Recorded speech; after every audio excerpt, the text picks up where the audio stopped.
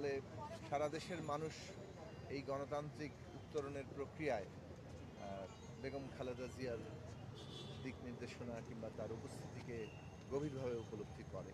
ফলে সবাই আমরা মনে করি যে সারা দেশবাসী তার জন্য দোয়া করা দরকার, আর দোয়া করছেন, এবং আশা করি দেশের মানুষের ভালোবাসায়, দোয়ায় এবং চিকিৎসকদের অবশ্যই সার্বক্ষণিক যে চিকিৎসা চলছে তিনি সুস্থ হয়ে আবার ফিরবেন, আমরা সেই আশা করি। ভাই বলছে রাতের পর থেকে অবস্থা আরো ক্রিটিক্যাল হয়ে গেছে, আপনি এই সম্পর্কে কোনো কিছু জানতে পারছেন? কিছুক্ষণ আগে বিএনপির ভাইস চেয়ারম্যান আমির আজম খান তিনি আমাদেরকে বলেছেন, আপনি কিছু আর শুনেছেন? সর্বশেষ ডক্টর শাহাবুদ্দিন বলেছেন যে তিনি গত দুদিন যে স্টেবল আছেন, ক্রিটিক্যাল তো হচ্ছেই ক্রমাগত, তবে একটু আগে ডক্টর জাহিদ বলেছেন যে তিনি রেসপন্ড করছেন এবং তারা আশাবাদী এবং সবাই কাছে দোয়া চাইছে। কিছুটা উন্নতি বলা যায়? আসলে এটা ডাক্তাররাই বললে ভালো হয়।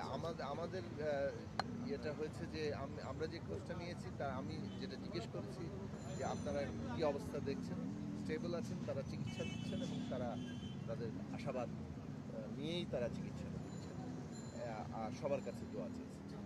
ধন্যবাদ।